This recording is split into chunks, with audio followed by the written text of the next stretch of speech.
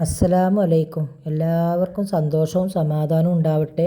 മാറാവ്യാധി രോഗത്തെ തൊട്ടും അപകട മരണങ്ങളെ തൊട്ടും അള്ളാഹു നമ്മളെല്ലാവരെയും കാത്ത് രക്ഷിക്കട്ടെ. നമുക്കെല്ലാവർക്കും വേണ്ടി പ്രാർത്ഥിക്കട്ടോ. അപ്പോൾ ഞാൻ കുറേ മാസങ്ങളായിപ്പോൾ ഇങ്ങനെ ഒരു വീഡിയോ ചെയ്തിട്ട്. അപ്പോൾ ഇങ്ങനെ ഇരുന്നപ്പം ചെയ്ത് നോക്കട്ടെ, നമ്മളെ ചാനൽ പഴയതുണ്ടല്ലോ ഇവിടെ. അപ്പോൾ അങ്ങനെ ഒന്ന് ചെയ്യാൻ വിചാരിച്ചതാട്ടോ.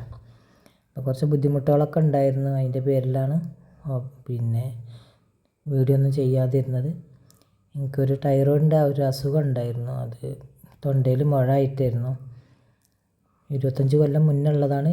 അപ്പോൾ 25 കൊല്ലം മുന്നേ പെരിന്തൽമണ്ണ MES നിന്ന് പകുതി ഭാഗം കട്ട് ചെയ്തായിരുന്നു. അപ്പോൾ പിന്നെ അവർ പകുതി കട്ട് ചെയ്തുകൊണ്ട് അവർ പറഞ്ഞ് ഇനി ഗുളിക ഒന്നും കുടിക്കണ്ട, അപ്പോൾ പിന്നെ പകുതി ഇങ്ങനെ എടുത്താൽ മതി എന്ന് പറഞ്ഞുകൊണ്ടാണ് അന്ന് അവർ ചെയ്തത്.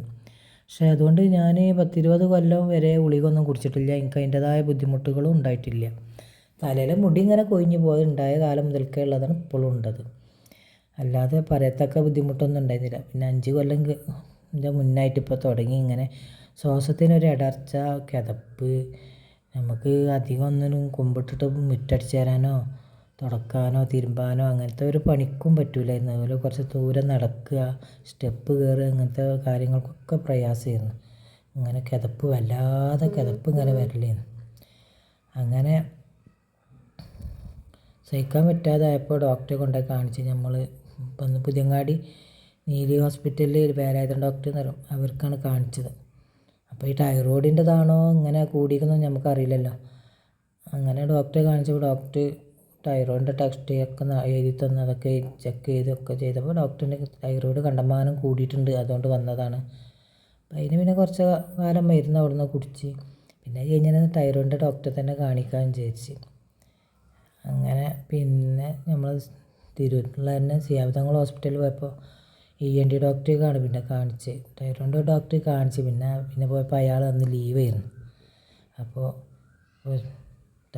ENT ഡോക്ടർ ഉണ്ടായിരുന്നു, ജസീല എന്ന് പറയും. അപ്പോൾ ആ ഡോക്ടറെ കാണിച്ച് കുറേ 2-3 കൊല്ലപ്പോൾ അവരെ മരുന്ന് തന്നെ ഞാൻ കുടിച്ചിരുന്നത്. കുഴപ്പമൊന്നും ഉണ്ടായിരുന്നില്ല. ഇടയ്ക്ക് 3 മാസം കൂടുമ്പോൾ ടെസ്റ്റ് ചെയ്യും. പിന്നെ സ്കാനിങ് എടുത്ത് നോക്കി ഒട്ടേറെ വലുതായിക്കണമെന്നുള്ളതിന്. പിന്നെ കുത്തിപ്പരിശോധന, എക്സ്റേ ഒക്കെ എടുത്ത്. എനിക്ക് ജലദോഷമോ പനിയോ എന്തെങ്കിലും വരുന്ന നേരത്ത് തൊണ്ട ഇങ്ങനെ അടഞ്ഞു നിന്ന മാതിരിയാവും. നമുക്കൊന്നിനും പറ്റില്ല. കഫം അടയലും തൊണ്ടയിലാണ്. അപ്പം അങ്ങനെയൊക്കെ പ്രയാസങ്ങളൊക്കെ ഉണ്ടായപ്പോൾ ബുദ്ധിമുട്ടൊന്നുമില്ല, വേറെ രോഗങ്ങളൊന്നുമില്ല, തൈറോയിഡ് തന്നെയാണ്. പിന്നെന്താ കുറച്ചും കൂടെ 2 മുഴ ആയിട്ടും കൂടെ അതിൻ്റെ അടുത്തടുത്ത് ചെറിയ 2 മുഴകൾ വന്നിട്ടുണ്ടെന്ന് പറഞ്ഞിരുന്നു. അങ്ങനെ നമുക്ക് ഈ തൊണ്ട ഇങ്ങനെ വളഞ്ഞിരിക്കണ അതിനോട് ജാമായിട്ടുണ്ടെങ്കിൽ പെട്ടെന്ന് ചെയ്യേണ്ടി വരുന്നപ്പോഴാണ് പിന്നെ എക്സ്റേ എടുത്ത് നോക്കിയപ്പോൾ അത്ര ജാമൊന്നും ആയിട്ടില്ല. നീരിറക്കം ഉണ്ടാകുമ്പോൾ ഈ സാധനം ഇങ്ങനെ വീങ്ങി വരുന്നതുകൊണ്ടാണ് നമുക്ക് ശ്വാസത്തിലൊരു ബുദ്ധിമുട്ടൊക്കെ വന്നിരുന്നത്. പിന്നെ അതങ്ങോട്ട് പോകുമ്പോൾ കുറച്ച് ആക്കാവും ചെയ്യും. അങ്ങനെ വലിയ കുഴപ്പമില്ലാതെ ഇങ്ങനെ പോയിരുന്നു. അങ്ങനെ പിന്നെ ഇങ്ങനെ പനി എന്തായപ്പോൾ എനിക്കിങ്ങനെ തൊണ്ട ഇങ്ങനെ തള്ളി ഇങ്ങനെ വരും, വീർപ്പ്.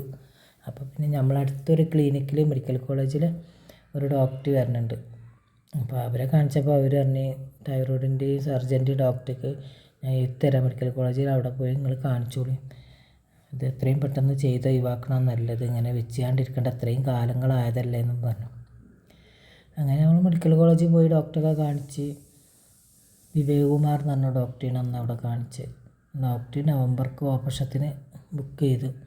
അന്ന് 3 മാസം 4 മാസമായിട്ടുണ്ട് നമ്മൾ പോയി കാണിച്ചു വന്നപ്പോൾ.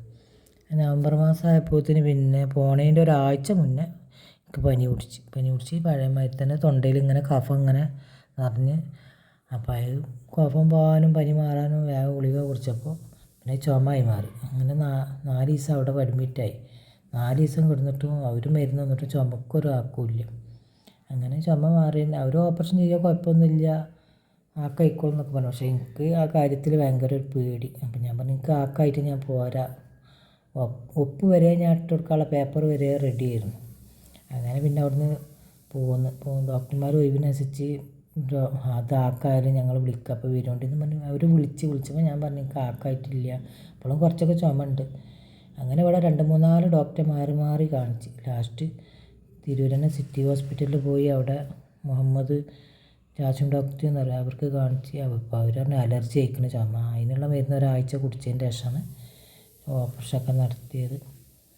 ഓപ്പറേഷൻ ഫെബ്രുവരി 5-ാം തീയതി നടത്തി. കുഴപ്പമൊന്നുമില്ല. ഇപ്പോൾ റാഹത്തായി. 2 മാസത്തെ റെസ്റ്റ് ഉണ്ടായിരുന്നു. റിസൾട്ടൊക്കെ കൊടുത്ത് ടെസ്റ്റ് ചെയ്ത് അതിലൊന്നും കുഴപ്പമില്ല, ബുദ്ധിമുട്ടൊന്നുമില്ല. അൽഹംദുലില്ലാ. പടച്ചോൻ നമ്മളെ ആ രോഗത്തിനെ തൊട്ടൊക്കെ കാത്ത്. എന്നാൽ എല്ലാവരോടും അസ്സലാമു അലൈക്കും.